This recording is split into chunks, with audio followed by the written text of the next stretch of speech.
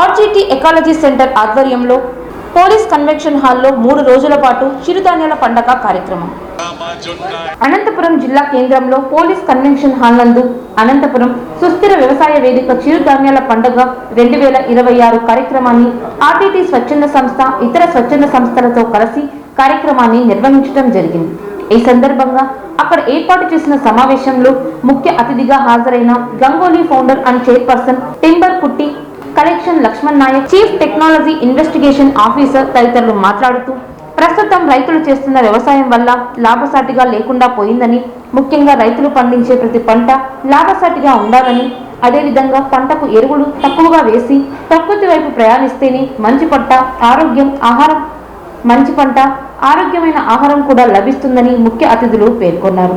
ఈ కార్యక్రమంలో RTT director Mallareddy, అనేక స్వచ్ఛంద సంస్థ ప్రతినిధులు, ప్రకృతి వ్యవసాయం చేసే అనేక మంది రైతులు ఈ కార్యక్రమంలో పాల్గొన్నారు. అది మాత్రం మన పిల్లలకి కాదుగా పిలుస్తారు.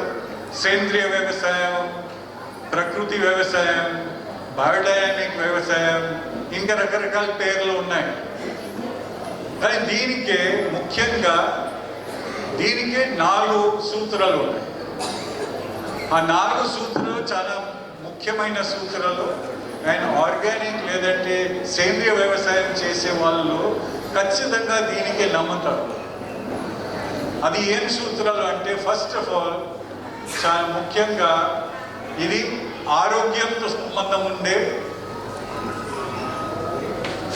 సూత్రం.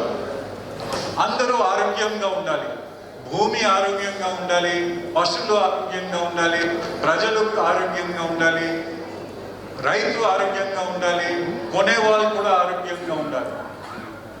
మొత్తం ప్రపంచం ఆరోగ్యంగా ఉండాలి. ఇది ఒక ముఖ్యమైన సూత్రం. 2 సూత్రం ఏమంటే, మన పర్యావరణం ఉంది, ఈ పర్యావరణకి హాని జరగకూడదు. మన మట్టి చెడిపోతే మనకి పంట ఏం రాదు. మన భూగర్భ జలాలు అంతా వెళ్ళిపోతే పంట ఏం రాదు, అంటే ఆహారం ఏముండదు. మన జీవాలకి న్యూట్రిషన్ అంటే పోషణలు లేదంటే దాని నుంచి మనకి ఏం రాదు. సో ముఖ్యమైన ఏమంటే పర్యావరణ కాపాడటం చాలా ముఖ్యం. నా పేరు ఎం భక్తర్ వలి. నేను ఫౌండేషన్ ఫర్ ఎకలాజికల్ సెక్యూరిటీ సంస్థ రాష్ట్ర టీం లీడర్గా ఉన్నాను. ఇది అనంత సుస్థిర వ్యవసాయ వేదిక ఒక 18 స్వచ్ఛంద సంస్థల కలయిక. ఈ 18 స్వచ్ఛంద సంస్థలు ప్రభుత్వ శాఖలతో కలిసి ఒక వేదికగా ఏర్పడి ప్రతి సంవత్సరం రైతులందరినీ ఒక సమాలోచన ఏర్పాటు చేసి, ముఖ్యంగా అనంతపురం జిల్లాకు ఒక గుర్తింపు తెచ్చిన చిరుధాన్యాల సాగుని ఎక్కువగా చేయించడానికి రైతులతో కలిసి పనిచేస్తున్నాము. ఈ ప్రక్రియలో భాగంగా రైతులందరూ కూడా చాలా చోట్ల రైతు ఉత్పత్తిదారుల సంఘాలుగా ఏర్పాటయ్యారు. రైతు ఉత్పత్తిదారుల సంఘాలుగా ఏర్పాటైన తర్వాత వ్యవసాయాన్ని రకరకాలుగా ముందుకు తీసుకొని వెళ్తున్నారు. ఇదివరకు మన జిల్లా కేవలం రసాయనిక ఎరువుల వినియోగంతో పండించే వ్యవసాయానికి ప్రసిద్ధిగాంచింది.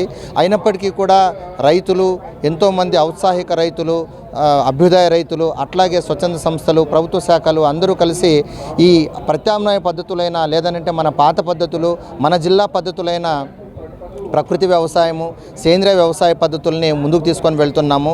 చాలా చోట్ల మనకు ఇంకా కరువు జిల్లాగా ఉన్నప్పటికీ కూడా చాలా చోట్ల ఇంకా మనకు మంచి పద్ధతులు, రైతుల అనుభవాలు, కొత్త ప్రత్యామ్నాయ విధానాలతో వ్యవసాయాన్ని కూడా బాగు చేసుకునే విధానాన్ని అవలంబించడానికి ఎన్నో ఉదాహరణల్ని మన రైతు సోదరులు, రైతు సోదరీమణులు మనకు చూపిస్తున్నారు. ఈరోజు ముఖ్యంగా మన జిల్లా కొంతకాలం క్రితం అది శనిక్కాయ, వేరుశనగని శనిక్కాయ అనేవాళ్ళము. అది ఒక రకంగా శనికాయ.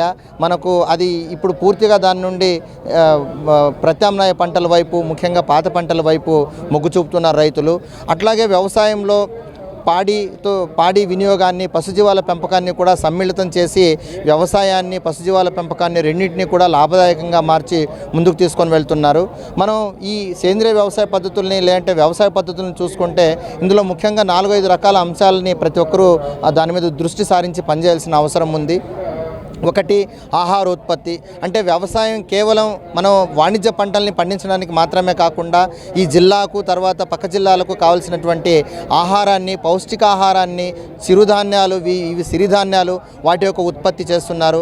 ఆహారోత్పత్తితో పాటు వాటిని మనం పంటగా అమ్మకుండా వాటిని ప్రాసెసింగ్ చేసి శుద్ధి చేసి ఒక ప్రత్యామ్నాయమైనటువంటి లేదంటే నెక్స్ట్ తర్వాత వచ్చేటువంటి ఒక ఉత్పత్తి వస్తువులుగా మార్చి అమ్మితే రైతులకు మంచి లాభదాయకత ఉంటుంది. కాబట్టి ఈ ఆహార శుద్ధి చేయడం అనేది ఒక రెండో ముఖ్యమైన అంశము. మూడో ముఖ్యమైన అంశము స్థానిక వినియోగం. ఎందుకనంటే వ్యవసాయం చేసి పంట పండించి ధాన్యాన్ని పండించి కూరగాయలని పండించే రైతులు ఎక్కువగా కేవలం ఆర్థిక అవసరాల కోసం డబ్బు కోసం మాత్రమే పండిస్తున్నారు అని ఒక పెద్ద అపోహ ఉంది. మనమే దీన్ని వినియోగించుకుంటే, మనమే తినకపోతే వేరే వాళ్ళు ఏ రకంగా తింటారని మనం ఆశించగలుగుతాము. ముఖ్యంగా మన జిల్లాలో ఉన్నటువంటి ప్రతి ఒక్కరూ కూడా ఈ చిరుధాన్యాలని, ఇక్కడ సేంద్రియ పద్ధతులతో పండించే పళ్ళని కానీ కూరగాయలని కానీ తిని ఇక్కడ రైతులకు మేలు చేయాల్సినటువంటి అవసరం చాలా ఉంది. అందుకే స్థానిక వినియోగాన్ని పెంచాలి. ఇంకా రైతులు తిని రైతులు వినియోగించి మిగిలింది స్థానికంగా వినియోగించి మిగిలిపోయిన దాన్ని మాత్రమే మనం ఎగుమతి చేయడము, లేదంటే బయట అమ్మడము, మార్కెటింగ్ చేయడము ఇవి చేస్తే సరిపోతుంది. ముఖ్యంగా ఈ ఈ ఈ మధ్య వస్తున్నటువంటి ఆరోగ్య స్పృహ కూడా బాగా పెరగడం వల్ల రకరకాల వ్యాధులకు ఒక రకమైనటువంటి మంచి పౌష్టికాహారము, బలమైన ఆహారంగా సిరిధాన్యాలు వాడుకలో మళ్ళీ పునర్వినియోగంలోకి తీసుకొని వస్తున్నారు.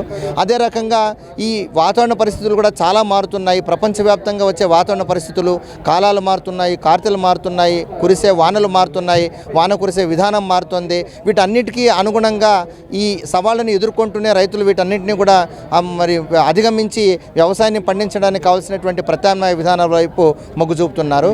ఈ కార్యక్రమం ఇది 3వ సంవత్సరము. ఈ అనంత సుస్థిర వ్యవసాయ వేదిక 3వ సంవత్సరం ఈ కార్యక్రమాన్ని 18 స్వచ్ఛంద సంస్థలు, ఇతర ప్రభుత్వ శాఖల సమన్వయంతో ఈ కార్యక్రమాన్ని ఏర్పాటు చేసుకుంటున్నాము.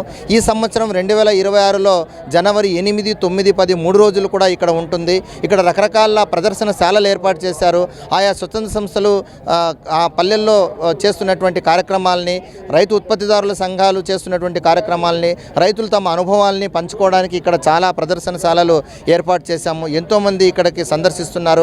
అదే రకంగా సాయంకాలం పూట అనంతపురం పట్టణంలో ఉన్నటువంటి వివిధ వర్గాల ప్రజలు కూడా ఈ కార్యక్రమానికి వచ్చి సందర్శన చేస్తున్నారు.